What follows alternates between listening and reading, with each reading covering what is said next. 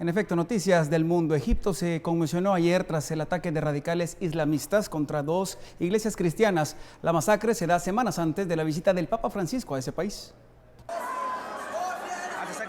Dos atentados con bomba reivindicados por el grupo yihadista Estado Islámico causaron el domingo al menos 43 muertos y decenas de heridos en dos iglesias coptas de Egipto. Uno de los más sangrientos ataques de los últimos años contra la minoría cristiana del país. Hombres jóvenes y niños murieron. Hay partes de ellos en todo el lugar. El hormigón ha sido destruido. Así que imagina lo que le pasó al pueblo. Las palmas están llenas de sangre.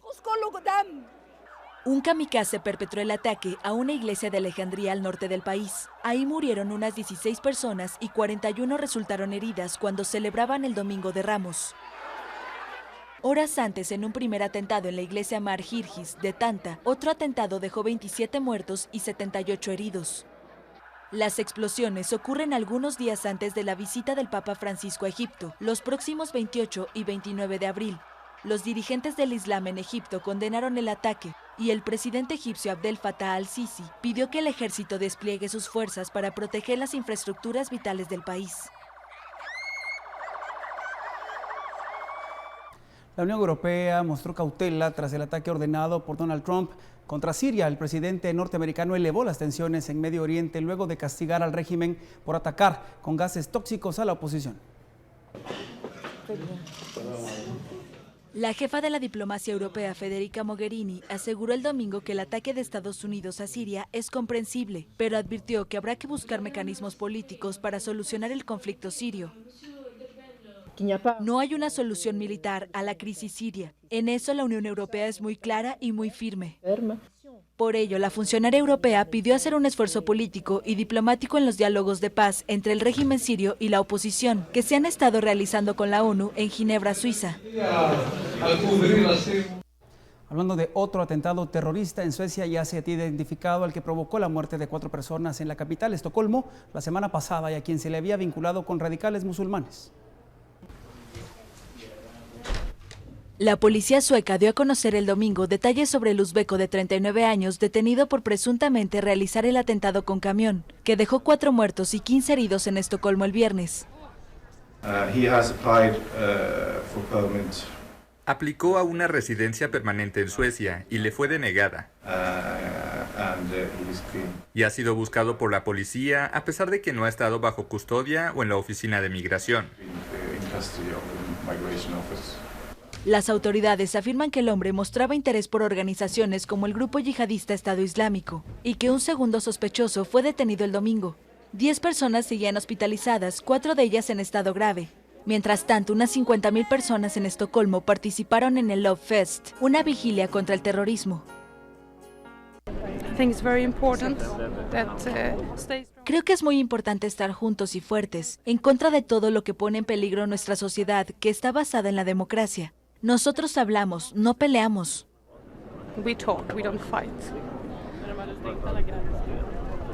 Suecia solo había sufrido un atentado hasta la fecha, en diciembre de 2010, y es un país que se dice abierto y tolerante.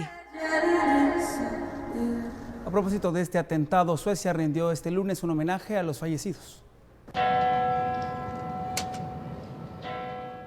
Un minuto de silencio en honor a las víctimas del atentado con un camión que dejó 4 muertos en Estocolmo. El primer ministro, la familia real sueca y diplomáticos extranjeros participaban de la actividad en el capitalino parque del ayuntamiento. Las autoridades continuaban investigando al principal sospechoso de la embestida, un uzbeco de 39 años que vivía en situación irregular después de que se le denegó un permiso de residencia, según los servicios de inteligencia. La policía asegura que mostraba simpatía por el grupo Estado Islámico. La prensa, que reivindicó su atentado tras su detención y se declaró satisfecho. Vamos a Colombia. Una organización a favor de las víctimas de la guerra que recién terminó intenta llamar la atención para no olvidar a los caídos en ese conflicto armado.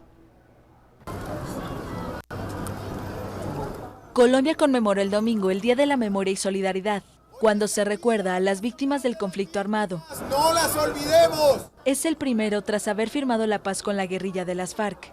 Y es un día en el que no queremos que a las víctimas se les olvide, ni que se vayan quedando en ese marasmo que a veces rodea a la sociedad. Los enfrentamientos armados en el país suramericano han golpeado a más de 8 millones de personas. Un grupo de activistas se reunió en la Plaza de Bolívar en Bogotá, donde realizaron una performance representando a víctimas mortales con su nombre y fecha de asesinato. Es un ejercicio de presión a la sociedad, porque la sociedad ha naturalizado la muerte. Para la sociedad la muerte es un muerto más y no podemos permitir eso. En este día, que se conmemora desde 2011, el Congreso recibió el testimonio de 40 víctimas del conflicto armado. Colombia considera víctima a toda aquella persona que haya sufrido violación de sus derechos humanos en el marco de la guerrilla desde 1985. ¡Para las víctimas! ¡No las olvide! Y la Gran Barrera de Coral en Australia está pasando su peor época. Los científicos responsables de observarla han señalado un grave deterioro en estos días. Los arrecifes de la Gran Barrera de Coral, que sufrieron un blanqueo por segundo año consecutivo, no tienen ninguna posibilidad de recuperarse. Así lo advirtió un grupo de científicos australianos que realiza observaciones sobre el ecosistema, patrimonio de la humanidad desde 1981. De los 2.300 kilómetros de corales que lo componen, 1.500 se han visto afectados desde el año pasado, sufriendo una degradación sin precedentes. 4 graves episodios de blanqueo se han registrado desde 1998. El fenómeno es consecuencia del aumento de la temperatura del agua, que provoca la expulsión de las algas simbióticas que dan al coral su color y nutrientes. Aunque los arrecifes blanqueados no están forzosamente muertos, se prevén pérdidas muy elevadas.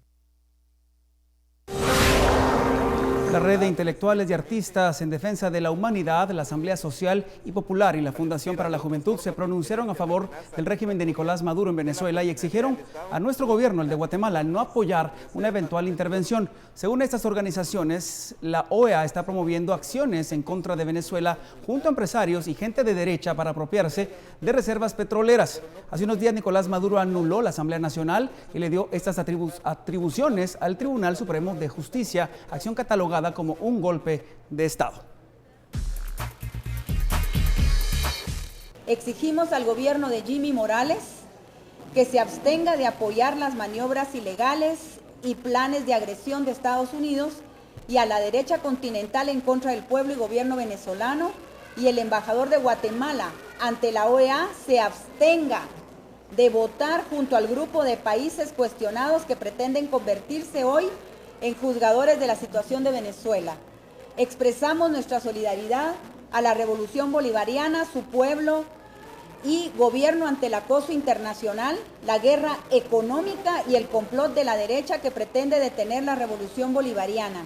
Confirmamos que el pueblo chavista, con la conducción del presidente Nicolás Maduro, sabrán crecerse ante las dificultades y hacer prevalecer el proyecto bolivariano.